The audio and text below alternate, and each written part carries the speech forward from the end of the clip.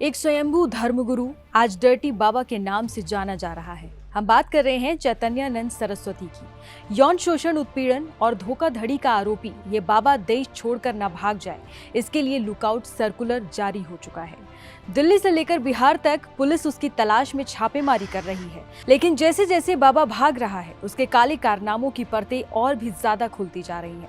Delhi police की FIR और छात्राओं की आपबीती में जो सामने आया है वो हैरान कर देने वाला है। नमस्कार, मेरा नाम है अनुश्री गुप्ता और आप देख रहे हैं एनडीटीवी इंडिया। 2016 में एफआईआर दर्ज कराने वाली एक छात्रा ने बताया कि संस्थान ज्वाइन करते ही बाबा की हरकतें शुरू हो गईं। अश्लील मैसेज, बाबा उसे बेबी और स्वीट गर्ल कहकर बुलाता था और गंदे मैसेज भेजता था। दबाव और उत्पीड़न। छात्रा का आरोप है कि बाबा उसे शाम को 6:30 बजे क्लास खत्म होने के बाद जबरन अपने ऑफिस में बुलाता और परेशान करता था। विदेश का लालच, वो कहता था तुम बहुत टैलेंटेड हो, तुम्हें दुबई ले जाकर पढ़ाऊंगा और पढ़ाई का पूरा खर्च भी उठाऊंगा। किडनैपिंग जैसी स्थिति। छात्रा ने बताया कि बाबा ने उसका मोबाइल छीन लिया और हॉस्टल में उसे अकेले रहने को मजबूर किया। रात में कमरे के फोन पर कॉल करता और डिनर या अच्छे होटलों में रुकने की बातें करता था। डर कर भागी। छात्रा किसी को बताए बिना हॉस्टल से अपना सामान छोड़कर भाग निकली, लेकिन बाबा ने सीनियर छात्राओं के जरिए उस पर वापस आने का दबाव बनाया।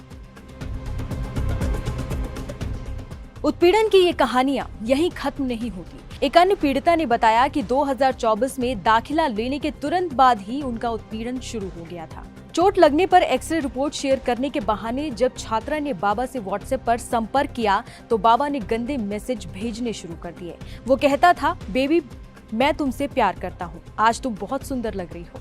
जब छात्रा ने विरोध किया तो एसोसिएट डीन ने उल्टा उससे बाबा के मैसेज का जवाब देने को कहा। बाबा ने सीनियर्स को भी निर्देश दिया था कि सभी लड़कियां उनके मैसेज का जवाब दें, वरना अटेंडेंस में हेरफेर या नंबर काटने की धमकी दी। एक और छात्रा ने बताया कि बाबा उन्हें BMW कार में घुमाने ले गया और रात भर अनुचित मैसेज भेजता रहा। जब विरोध किया तो बाबा ने धमकी दी, अगर मैं उनकी बात नहीं मानूंगी तो वो मुझे फेल कर सकते हैं। बाबा चैतन्यानंद सरस्वती छेड़छाड़ का कोई भी मौका नहीं छोड़ता था। एक और छात्रा ने ये बताया कि होली समारोह के दौरान बाबा ने उन पर जबरन रंग लगाया, बार बार बेबी कहकर बुलाया और हाथ मिलाते समय गलत तरीके से छुआ। छात्राओं ने तब डर के मारे विरोध नहीं किया। जून 2025 में ऋषिकेश टूर के दौरान बाबा ने 35 लड़कियों को देर शाम अपने कमरे में बुलाया। पीड़िता ने बताया कि बाबा उन्हें अजीब नजरों से घूरता और पास आने की कोशिश करता था। विरोध करने पर उनके फोन नंबर तक ब्लॉक कर दिए गए थे। अभी इसमें इन्वेस्टिगेशन जारी है, जैसा कि आपको बताया जा चुका है। स्टेटमेंट्स ली जा रही हैं। एज एंड व्हेन इन्वेस्टिगेशन में स्टेटमेंट्स दी जाएंगी, उस हिसाब से पूरी प्रॉपर टाइमलाइन। अभी ये मैनेजमेंट का काम सारा देख रहा है। इस केस की तो इन्वेस्टिगेशन चल रही है, but what about case of 2016 and 2019? Was any action taken by the police back then? Was the baba arrested और was he let out on bail? What was the exact? अभी इसकी इन्वेस्टिगेशन इस case की चल रही है। जैसे जैसे अप्रोप्रिएट फैक्ट्स बाहर आएंगे आपको बताया जाएगा। पहली शिकायत किसके तरफ से दी गई थी इस पूरे मामले में?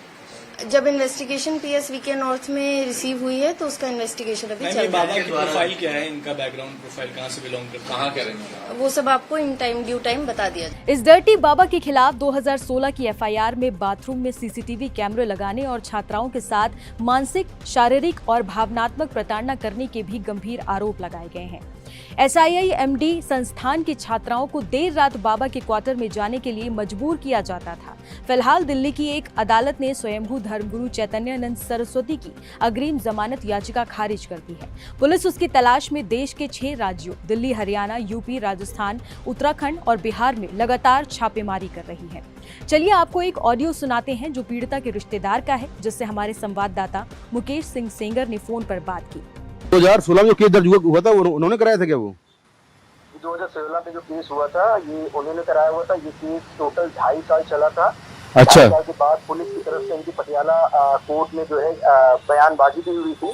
अच्छा। बट कोई पॉजिटिव रिस्पांस ना मिलने की वजह से थक हार के मतलब पेरेंट्स और वो बच्चे जो है उसके बाद उन्होंने कोई भी उस पर आगे कार्रवाई नहीं की है। हालांकि जब से केस थोड़ा सा हाईलाइट हुआ है उसके बाद से वसंत कुंज थाने से कई बार फोन आ चुके हैं विक्टिम के परिवार के पास, उनके फादर के पास, जिनसे बोला जा रहा है कि नहीं आप वसंत कुंज आइए, हम आपके सारे जो भी एसेट्स हैं वो हमको वापस देते हैं और ऐसा करके उनको सोच करके बुलाया जा रहा है।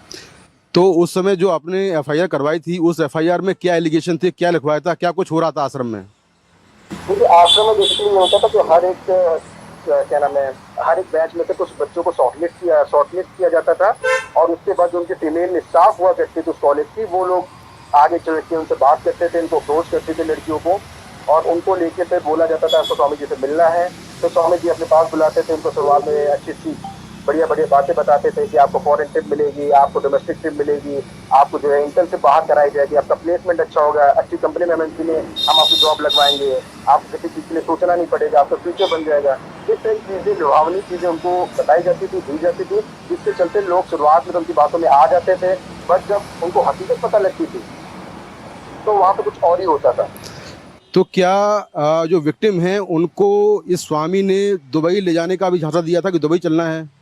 बिल्कुल, दुबई तो एक छोटी सी जगह हो गई, मैंने एक तो फॉरेन डेस्टिनेशन, इसके अलावा भी सिंगापुर बोला जाता था, और भी अलग डेस्टिनेशन बोले जाते थे लोगों को लुभाने के लिए कि यहाँ पे आपको पसंद है, जिस कंट्री में आपको जाना पसंद है वहाँ पे आपको हम लेके चलेंगे, आपको कुछ भी पैसे खर्च करने की जरूरत नहीं है, 5 स्टार होटल में स्टे करेंगे। क्या विक्टिम का मोबाइल फोन भी छीन लिया था, उसको अकेला कर दिया था? जी, फोन छीन लिया गया, तो फोन अभी भी वसंत को थाने में जमा है। अच्छा, और पुख्ता सबूत है जिसकी वजह से वो फोन को जमा करा दिया गया था, हाँ, और वो फोन अभी तक उनके पास है। ये मामला एक बार फिर दिखाता है कि कैसे धर्म की आड़ में कुछ लोग मासूमों के साथ दरिंदगी करते हैं, लेकिन पुलिस का लुकआउट सर्कुलर बताता है कि अब डर्टी बाबा चैतन्यानंद सरस्वती ज्यादा देर तक नहीं भाग पाएगा। दिल्ली के पौष इलाके वसंत कुंज में ये है श्री श्री जगद्गुरु शंकराचार्य महासंस्थानम, यानी कि श्री शारदा पीठम श्रृंगेरी, और यहीं पर रहने वाली करीब 17 लड़कियों ने अपने साथ में यौन शोषण के आरोप लगाए हैं। ये दक्षिण भारत का एक बड़ा आश्रम है और दिल्ली के पौष इलाके वसंत कुंज में है, जहां पढ़ने वाली 17 लड़कियों ने एक बाबा यानी कि स्वामी चैतन्यानंद सरस्वती पर आरोप लगाए हैं कि काफ़ी लंबे समय से वो लड़कियों के साथ में छेड़खानी कर रहा था और उनके साथ में रेप करने की कोशिश की है। हालांकि आश्रम के लोगों ने बाबा को निकाल दिया है, स्वामी को निकाल दिया है, लेकिन पिछले 1.5 महीने से ये बाबा फरार चल रहा है और दिल्ली पुलिस इसकी तलाश कर रही है। पुलिस ने आश्रम के अंदर के तमाम सीसीटीवी कैमरों के फुटेज को जब्त कर लिया है, हार्ड डिस्क जब्त कर ली है, लेकिन आप देख सकते हैं कि दिल्ली के पौष इलाके वसंत कुंज में ये कितना बड़ा आश्रम है, और इसी आश्रम के अंदर एक मैनेजमेंट का संस्थान है जहां पर कई लड़कियां पढ़ती हैं। पुलिस ने 32 लड़कियों के बयान दर्ज किए हैं और उनमें से 17 लड़कियों ने स्वामी चैतन्यानंद सरस्वती पर छेड़खानी और रेप की कोशिश के आरोप लगाए हैं। तो संस्थान ने इस बाबा को निकाल दिया है। फिलहाल यहाँ पर कोई बात करने को तैयार नहीं है, लेकिन संस्थान की ओर से एक बयान जारी किया गया है और कहा गया है कि स्वामी को इस पीठ से निकाल दिया गया है। उसका जो असली नाम है वो डॉक्टर पार्थ सारथी है, लेकिन लंबे समय से वो यहाँ पर रहकर लड़कियों को पढ़ा रहा था और लड़कियों पर ये दबाव बनाया कि वो उनके साथ में जो भी हो रहा है वो कहीं बाहर ना बताएं, नहीं तो इसका जो अंजाम है वो भुगतना होगा।